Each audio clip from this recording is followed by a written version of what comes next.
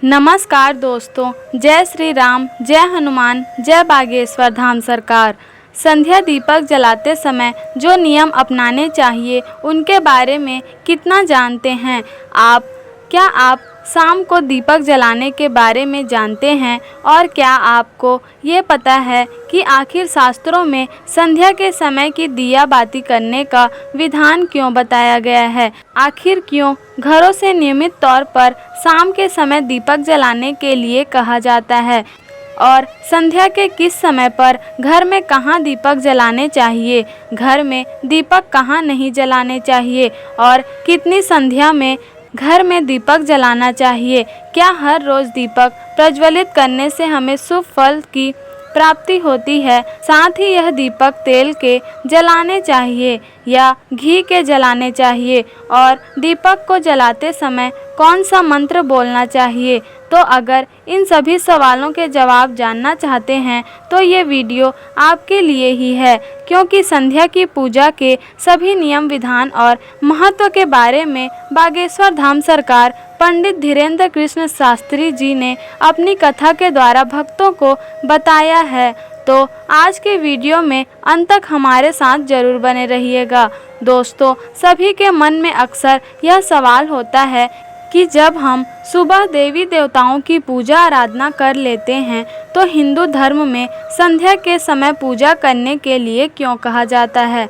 आखिर इसका क्या महत्व होता है? तो गुरुजी कहते हैं कि एक बार जब महादेव माता पार्वती को अमरता का ज्ञान देने के लिए अमरनाथ की गुफा में लेकर आए थे तो बहुत ही लंबे समय तक वह स्वर्ग में जाकर देवताओं से भेंट नहीं कर पाए थे। इसीलिए उन्होंने माता पार्वती से देवताओं से मिलने के लिए अनुमति मांगी, और जब वो स्वर्ग 1 महीने तक वापस नहीं आए तो माता पार्वती क्रोधित हुई। तब महादेव लौट कर आए तो माता पार्वती का क्रोध अपने परम पर था और इस क्रोध से बहुत सारे राक्षसों का जन्म हुआ। तब महादेव के समझाने पर देवी पार्वती का क्रोध तो शांत हो गया, लेकिन फिर जब माता पार्वती ने महादेव से कहा कि उनके क्रोध से उत्पन्न हुए सभी राक्षसों का क्या होगा, इन्हें ब्रह्मांड में कहाँ स्थान दिया जाएगा, तब महादेव कहते हैं कि जिस घर में संध्या के समय दिया बाती नहीं होगी, दीपक प्रज्वलित नहीं किया जाएगा, मंत्रों का उच्चारण नहीं होगा, आरती नहीं होगी, घंटी का स्वर नहीं होगा, वहाँ पर इन सभी राक्षसों को और भूत प्रेतों को जगह मिलेगी। वह घर इन सभी का निवास स्थान रहेगा। तो इसीलिए शास्त्रों में संध्या के समय दिया बाती को इतना महत्व दिया जाता है, ताकि आपके घर में भूत प्रेत और राक्षसों का वास ना हो। लेकिन अब सवाल यह है कि आखिर संध्या में किस समय पर दिया बाती करनी चाहिए? तो इस समय के बारे में गुरुजी कहते हैं कि जब सूर्यास्त होता है और दोनों समय का आपस में मिलन होता है, उस समय घर में दिया बाती करना शुभ माना जाता है। आपको दिया बाती करने के लिए वह समय चुनना चाहिए जब ना तो रात्रि का समय हो और ना ही दिन का। तो आमतौर पर शाम को 6 बजे से लेकर 8 बजे का समय दीपक जलाने के लिए शुभ माना जाता है। इसी के साथ गुरुजी का कहना है कि हमें अपने घर में रोजाना शाम को कम से कम 5 दीपक जलाने चाहिए, जिनमें पहला दीपक अपने गुरुजी के नाम का, दूसरा दीपक अपने घर के मंदिर में सभी देवी देवताओं को समर्पित, तीसरा दीपक अन्नपूर्णा देवी का, चौथा दीपक आपको अपने घर के मुख्य द्वार पर माता लक्ष्मी का स्मरण करके जलाना चाहिए, और 5वां दीपक अपने घर में आंगन में लगी हुई तुलसी की क्यारी के पास जलाना चाहिए। जो मनुष्य अपने घर में 5 स्थानों पर दीपक जलाते हैं, उनके घर की सभी नकारात्मक शक्तियाँ अपने आप ही दूर हो जाती है। गुरुजी का कहना है कि दीपक जलाते समय आपको पूर्ण रूप से स्वच्छ होना चाहिए। जब भी हम सुबह पूजा पाठ करते हैं तो खुद को शुद्ध रखना आसान होता है, क्योंकि स्नान करने के तुरंत बाद ही हम पूजा आराम से कर सकते हैं, लेकिन संध्या के समय हम स्नान नहीं कर पाते। तो ऐसे में हमें शुद्धिकरण का विशेष ध्यान रखना चाहिए। इसीलिए अगर आप अपने घर में संध्या के समय पूजा करते हैं तो खुद को पूरा दिन शुद्ध रखना बेहद ज़रूरी होता है। यदि आप बाथरूम का इस्तेमाल करते हैं तो अपने हाथ पाँव को अच्छे से धो लीजिए। यदि आप शौच जाते हैं अपने हाथ पाँव धोकर कपड़े जरूर बदलिए। साथ ही यदि आप दोपहर में पूरे दिन ब्रह्मचर्य का पालन नहीं कर पाते, पति पत्नी साथ में रहते हैं, तो आपको संध्या की पूजा से पहले स्नान जरूर करना चाहिए। साथ ही अपने कपड़ों को भी स्वच्छ रखना चाहिए। दोस्तों, गुरुजी बताते हैं कि संध्या का जो समय होता है उस समय माता लक्ष्मी और उनकी बहन अलक्ष्मी दोनों ही विहार के लिए निकलते हैं। तो जिन लोगों के घर के मुख्य द्वार पर दीपक जले होते हैं, ऐसे लोगों के घरों में माता लक्ष्मी प्रवेश कर जाती है, और जिन लोगों के घरों में अंधेरा होता है, ऐसे घरों को माता लक्ष्मी की बहन अलक्ष्मी यानी कि दरिद्रता अपना निवास स्थान बनाती है।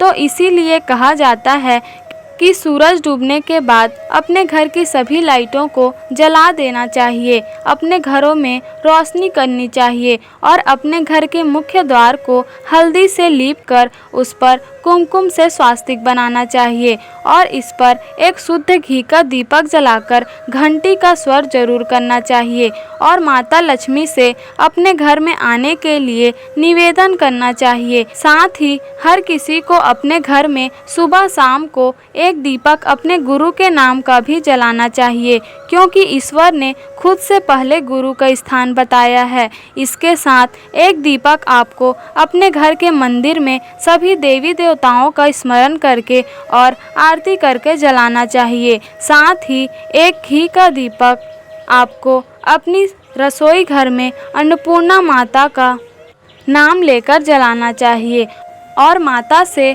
अपने घर के भंडार भरे रखने की प्रार्थना करनी चाहिए। वहीं जो लोग संध्या के समय एक दीपक अपनी तुलसी की क्यारी में जलाते हैं, उनके घर में दरिद्रता भूल से भी नहीं प्रवेश करती और ऐसे घर में नकारात्मक शक्तियां का वास तो कभी होता ही नहीं है। साथ ही कुछ लोग यह भी जानना चाहते हैं कि अपने घर में हमें कैसे दीपक जलाने चाहिए। दोस्तों, अपने घर में जलाए जाने वाले दीपक घी के होने चाहिए या फिर सरसों के तेल के।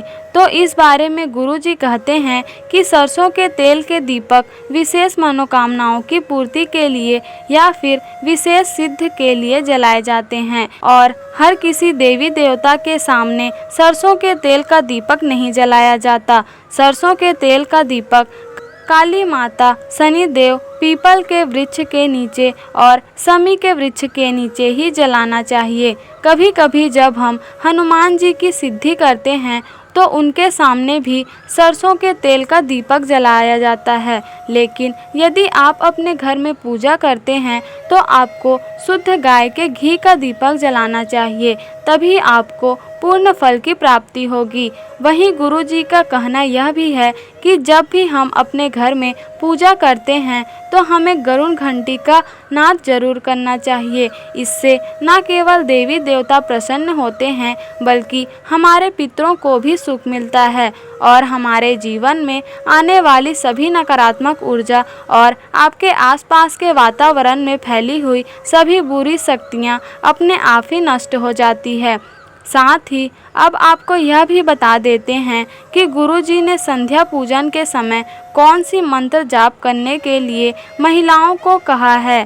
तो गुरुजी कहते हैं कि आप जिस भी इष्ट देवता को मानते हैं या फिर आप जिस भी इष्ट देवता की आराधना करते हैं, आप उस देवी देवता का मंत्र संध्या पूजन के समय बोल सकते हैं। जैसे कि यदि आप महादेव के भक्त हैं तो आप पूजा करते समय महादेव की आरती गा सकती हैं। महादेव का मंत्र ओम नमः शिवाय या फिर श्री शिवाय नमस्तुभ्यम का जाप कर सकते हैं। यदि आप माता लक्ष्मी की भक्त हैं तो आप माता लक्ष्मी की आरती कर सकती हैं और ओम महालक्ष्मी नमः का जाप कर सकती हैं। वहीं जो लोग हनुमान जी की पूजा करते हैं वह ओम हन हनुमते नमः का जाप कर सकते हैं। साथ ही आप जिस भी देवी देवता के भक्त हैं या आप जिसे भी अपना इष्ट मानते हैं, आप संध्या काल में उस देवता की आरती कर सकते हैं।